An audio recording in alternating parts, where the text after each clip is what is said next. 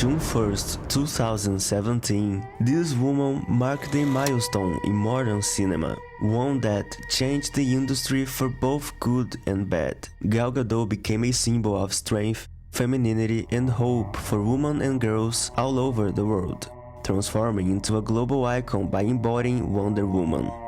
But wherever she went, her past and origins attracted judgment and rejection from certain figures, both in the Hollywood industry and also in politics. In this video, you will discover the different journey of a former soldier, beauty queen, model, and actress, up to the role of the world's greatest heroine, and how she inevitably had to let go of the role even though she didn't want to admit its end. I'm Gaby, and you are on Superhero Journal.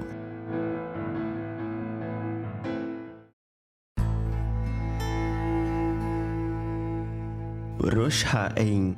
It was in this place, in the central district of Israel, where Gal Gadot grew up. The city's strong connection to music and art led young Gal to dream of a career as a choreographer in her childhood. By the age of 12, she was proficient in ballet, hip-hop, modern dance, and jazz. But this dream didn't survive high school. After graduation, her mother convinced her to participate in a beauty contest, which Gal thought could be fun, so she went in without any real expectations. But to her surprise, she ended up winning.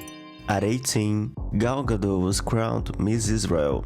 But unlike other models, she didn't enjoy all the spotlight and attention. So, when she went to Miss Universe competition, she did everything to avoid winning, from purposely being late to rehearsals, to wearing the wrong outfits, and also pretending not to speak English. And guess what? It worked. Gal didn't win Miss Universe. This prize would surely have changed her life. But in the next 2 years, she went through experiences that ended up changing her path and worldview anyway. It was 2 years serving as a soldier in the Israel Defense Forces. That's where she learned the value of discipline and respect for her country and solidified her identity as an Israeli citizen. After the army, Gadot enrolled in university to study law and international relations. And to survive, she did modeling work, which came in large quantities thanks to her title as Miss. It wasn't a bad life. Modeling paid well, and in the future, she would have a great career as an ambassador. But in 2007, a British film agent made an offer that would definitively disrupt her career plans.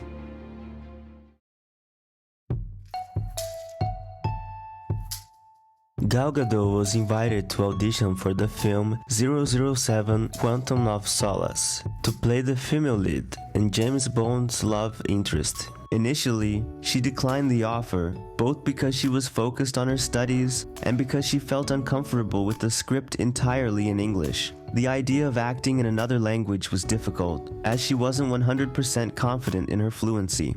But, as the agent was very persistent, she eventually agreed. And in practice, she loved it.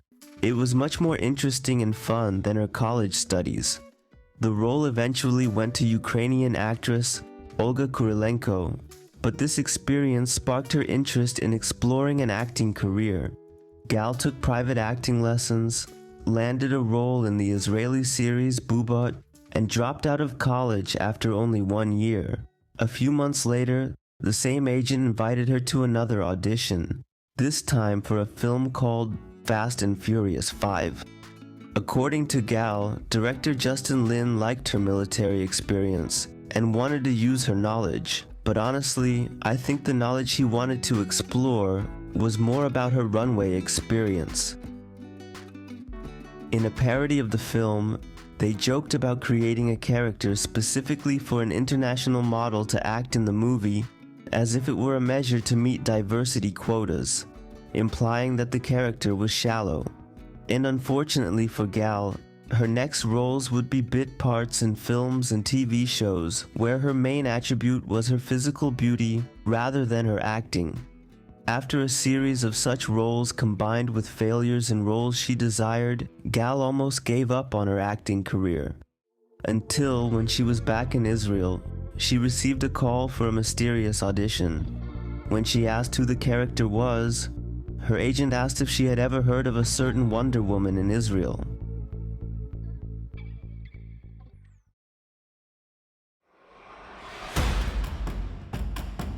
Wonder Woman was a milestone in cinema history, breaking several records and paradigms. It became the highest-grossing film, directed by a woman on opening day of all time, and paved the way for more investment in superhero or action films with female protagonists. The film brought back to the public's imagination the character who is part of the DC Comics trinity and had not been explored in pop culture for many years. Gal Gadot's life also changed completely. She received the modest sum of $300,000 for this work, but what really mattered were the doors it opened for her professionally. Due to the film's success, her popularity skyrocketed, allowing her to sign advertising contracts with renowned brands and renegotiate her salary for the film's sequel. Gal even took part in a special event at the United Nations headquarters in New York, where Wonder Woman was named Honorary Ambassador for the Empowerment of Women and Girls. And that's when things started to go wrong.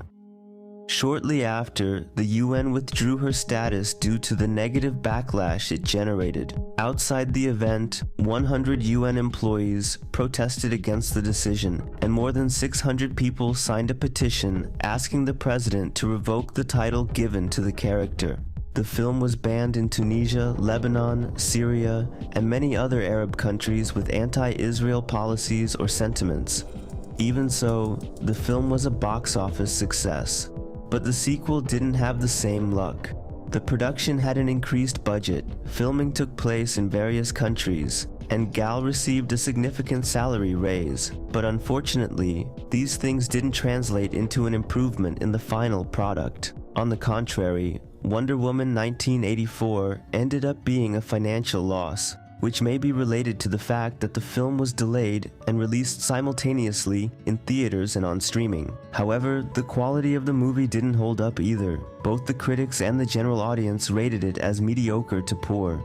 Unlike the first film, where Patty Jenkins only directed while Zack Snyder wrote and produced, in the second film, Jenkins had full control of the script and direction, and many pointed this out as the main problem. But despite this, everything seemed fine. The director would work on the third film, and Gal would return to finish the trilogy. However, 2 years later, DC was no longer the same. James Gunn and Peter Safran were appointed CEOs of the new DC Studios to lead a universe of audiovisual productions built from scratch with DC characters, and one by one, the actors from the old DC universe started losing their roles.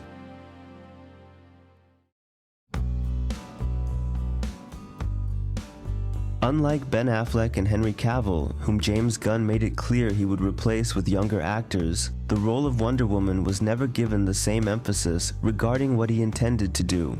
Doubts about this only grew when he announced the new DC projects, and among them was a series about the Amazons on Themyscira in a medieval period. The absence of a Wonder Woman film or series in a panel that featured announced films for Superman and Batman caught people's attention. Rumors at the time suggested that when Patty delivered the script for Wonder Woman 3 to Warner for approval, they didn't like the direction she wanted to take, which made her angry. She allegedly said they didn't understand anything about the character, and hours later, sent a Wikipedia link teaching what character development is.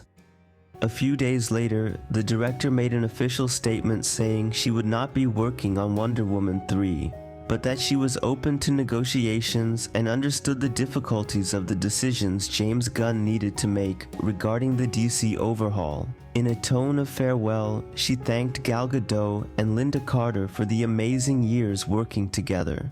And that was the end of Patty Jenkins with Wonder Woman, but Gal's story with the character would last a bit longer. In August 2023, she publicly stated that she was excited to continue with the character, and that James Gunn and Peter Safran promised her that she would work with them on developing the story.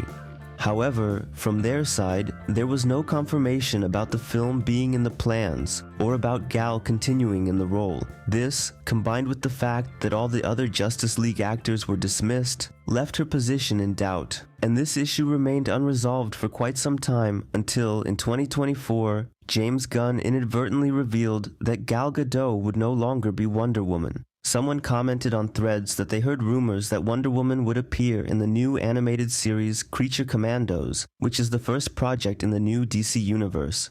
Shortly after, he asked the CEO if this was true, but in a way that indirectly implied that the actress who would play the new Wonder Woman hadn't been cast yet. And he simply confirmed it. In other words, if there will be a new casting, the old actress will not continue, obviously. So this was the end of Gal Gadot as Wonder Woman.